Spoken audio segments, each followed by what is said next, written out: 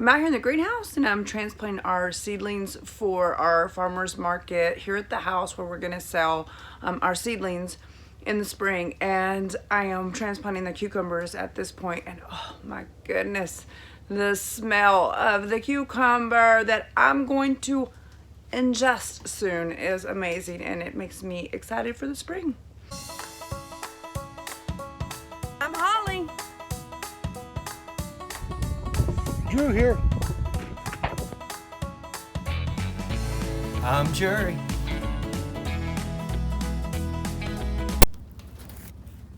This is them. They are, let's see, they were planted on 12/29, and this is January 24th. I have a lot of these to plant, multitude in the house that I am planting. So I gotta get these done, and the tomatoes. These are our onions that we'll be selling at the farm market. Getting those ready, I transplanted them and then I realized, oh, I gotta put them in the ground, so it's kind of pointless at this point. So we stopped and didn't do this tray so that we can get them in the ground this weekend. So I'm out here transplanting cucumbers and tomatoes, and in my medium I have peat and perlites and a little bit of organic soil just to mix and give it a good little start, and that way it will be sustainable for until getting into the ground. So I will be selling these at my farm market this spring, and so I don't need much to get them started with just a little bit of medium mixed in and the transplanting. The only thing I have to worry about with the transplanting is where to put them because the greenhouse isn't ready.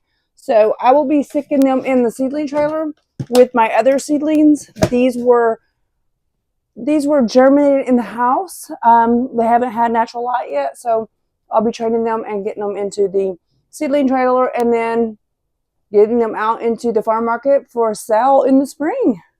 I'm doing 2 to 3 seedlings per 4-inch, and then if I need to, I will transplant them again. And how I know if I need to transplant them again is I will take them out of the 4-inch, or I will take the 4-inch, I will turn it over, pull the plastic off, and see if the roots have grown into the bottom. And if they have, then they need to be transplanted again. And so we'll do it again.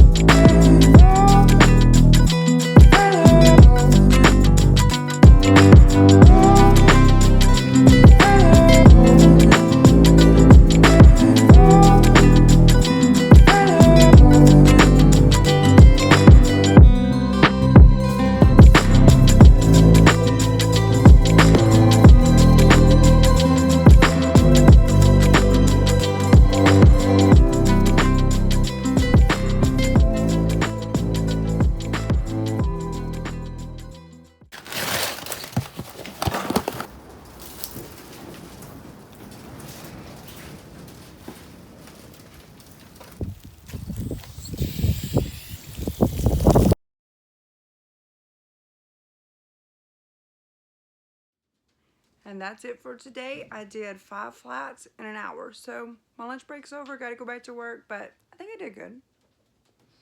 We'll see what Drew says. I think I did good.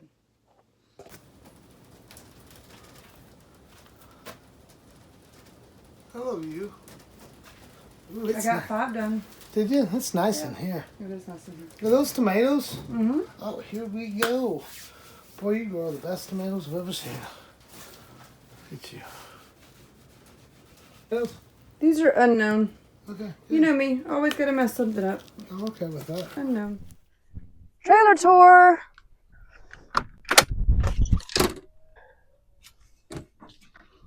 Well, this is the trailer. I have this area for my cucumbers that I've just transplanted.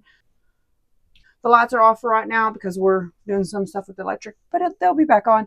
This is my big area for them.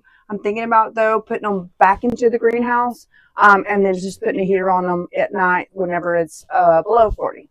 But they'll be fine. This is where I keep all of my farm market stuff. So this is in here, and it's kind of organized. I think Drew would be proud. Drew, are you proud? I'm very proud of you. These are my Shasta daisies, and they're taking a minute. I'm not sure if they're going to pop or not. They're kind of oat seeds, so you know me, I'm gonna try them. These over here are our black tip wheat. They grow. These are all grow between. These all germinate between 60 and 70 degrees. So I have it 65, a good medium here. And so there's the Shasta daisies. I have wheatgrass. I have peas for the farm, so we can have peas to sell in the market. And this one is Frosted Explosion. She may not germinate till about 70 degrees, which is our next adventure. So that's what we'll be doing. This is Hollyhock. It's the first time I've ever grown hollyhock, and I'm super excited. They are germinating. There is cornflower here. These are, I haven't never grown these before, but they all popped, so I'm excited about that. This is some more of the black tip wheat because I needed some more of those. These are, this is called gazania, and it is a beautiful flower. I found these seeds and I was like, you know what? I'm going to do it. So they're absolutely gorgeous. I don't think they'll be good for cut flowers, Drew, but they'll be good for your potted hanging baskets. So, and then there is foxglove, which she's not popping either, but maybe later. And then I have, these are asters, I believe.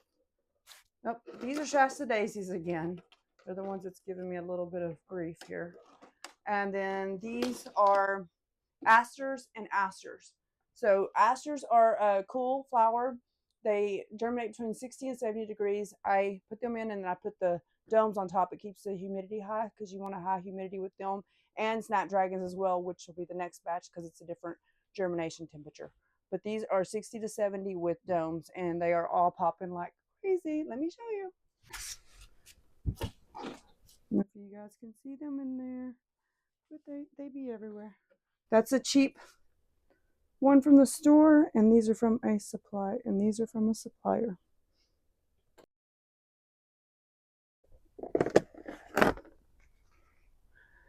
Yeah, let's talk about it.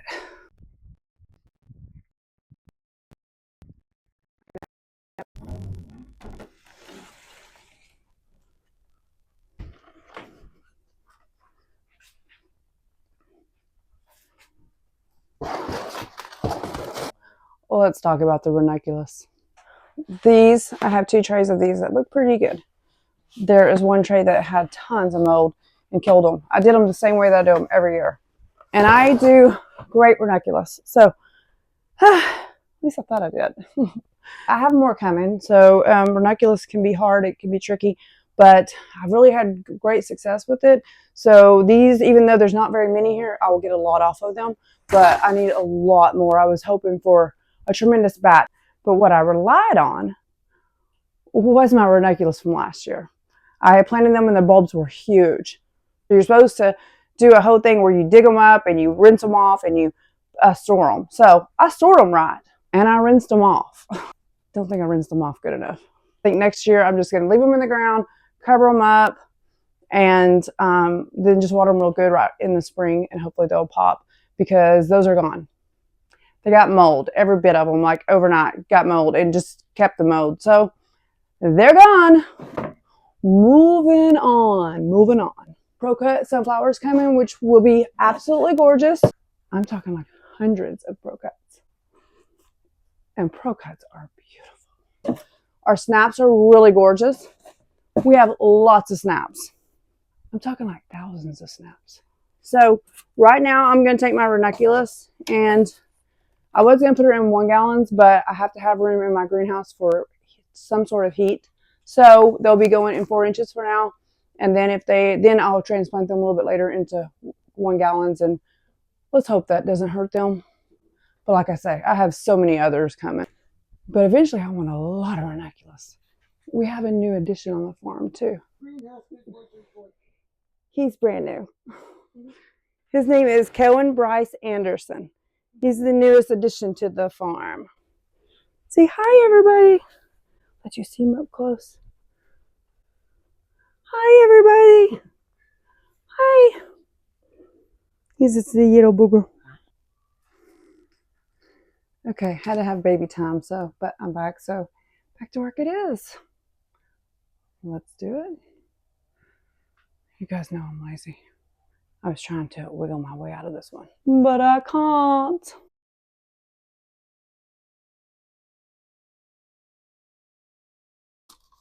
Actually, now that I'm sitting here thinking while I'm planting this ranunculus, there was a lot of things that went wrong with the ranunculus this year.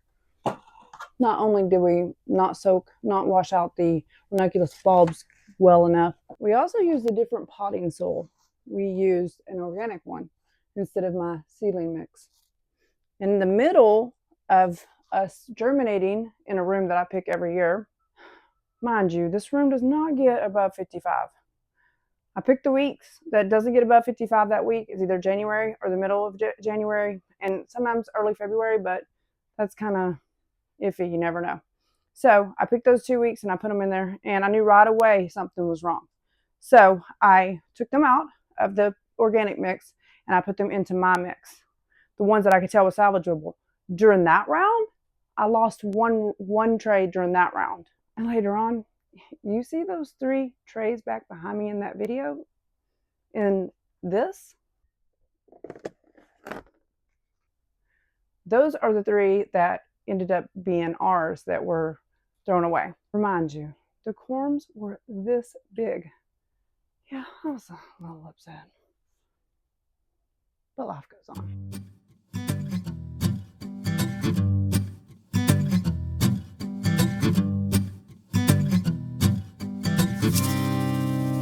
Had to have another break. I need something to drink, some green tea for energy, and music.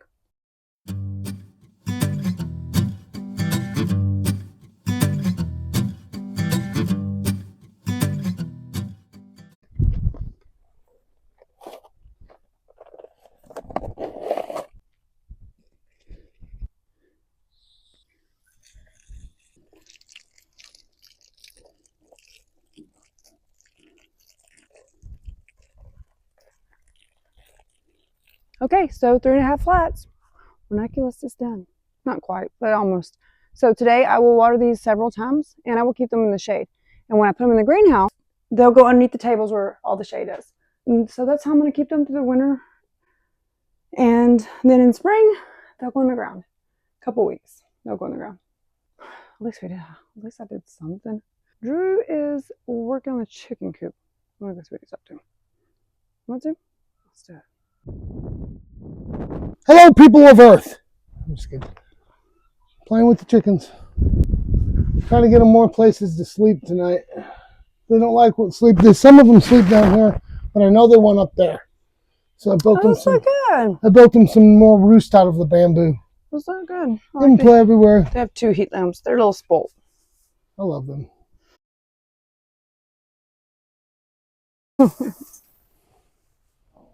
I don't even think they use this up here. Yeah, I know, but we need to get them to. So we have 3 chickens from our first batch of chickens, but our first batch of chickens, well, let's say they went home early. We had a predator get the first batch of chickens, so we ended up getting some more, and we ended up with 20 in all, 17 of the new batch, and 3 of the old ones. I've never lost my chickens anything but predators out here. Yeah, it's vicious out here. So you gotta look for every little nook and cranny. Something was getting in my chicken pen and eating my chickens, and it was awful. It broke my heart. So we decided we needed to do some detective work because we had no idea where he was getting in at. And I had my babies in here, had their cage over here. We had put chicken wire all the way around, right? Everywhere, except for up there. And he was climbing up and coming through that little hole and down in here and eating them. So once we fixed that, we were good. But I was so nervous to leave my next batch out here. But finally, we did it. We had to do it. But so we have our 3 that are named. Rosie, Shelby, and Dee are our 3 that made it through all the torture. They survived, so I think they teach the other ones how to survive. They're like, run. They're like, why are we running? She's like, trust me, just run. I was in the kitchen one morning and I heard something. I looked out. I seen all my chickens running as fast as they could, and they were going into the chicken coop. And I was like, what are they running for? About that time, here swooped down this big old, which I didn't know what was until Drew told me. So this big old bird came down and landed on this post right here. It was a big hawk. sitting right on top of this little area here. And I was like, Drew, what is that? And he's like, that's a hawk. And my chickens were in that pen. They knew where to go. So this morning I started off taking these out to be trained. Today we're going to have cloudy skies, tomorrow partly cloudy, and the next day cloudy skies again. So I am able to take these out, set them out, and leave them. I will only bring them back in tonight because it's going to get down to 25. Otherwise, they will be outside and they will train themselves in the next 3 days. Otherwise, you're looking at training them over 5 to 7 days at intervals of taking them in and out. So this is going to be a great shortcut, and I'm excited about it. The reason some of these trays don't have that many plants in them is because I've already done my transplanting on them. It's always nice when I get to turn these lights off. That means I have plants ready to go in the ground. Very exciting. Or I have microgreens ready to eat. Well, today I will be working in the office. Unfortunately, there are days that I have to put in some office time. And I say unfortunately because I already do office stuff from home at all times. But today I will be putting together some films, and then I have to diagram the whole farm. I have to figure out what is going where. And not only that, but I have to figure out what all we're putting in. I have to make our list for our big haul, as we call it here on the farm. It's when our temperatures raise up to 75 in the trailer, which a lot of things grow between 70 and 75. I should say a lot of things germinate between 70 and 75. So I will be kicking my 65-degree temperature up to 75, and I will be putting in about, I don't know, somewhere between 30 and 40 flats. And that's not all. This is just the first of the big haul. And then we'll have another one. But it won't be quite as big as the first one. The big haul is truly the big haul. So I have to get that ready and got to get it going. Fun days. I hope you guys have a great day. And I just want to leave you with a little something. Philippians 4:6. Be careful for nothing, but in everything, with prayer and supplication, with thanksgiving, let your requests be known unto God. See you next time here on the farm.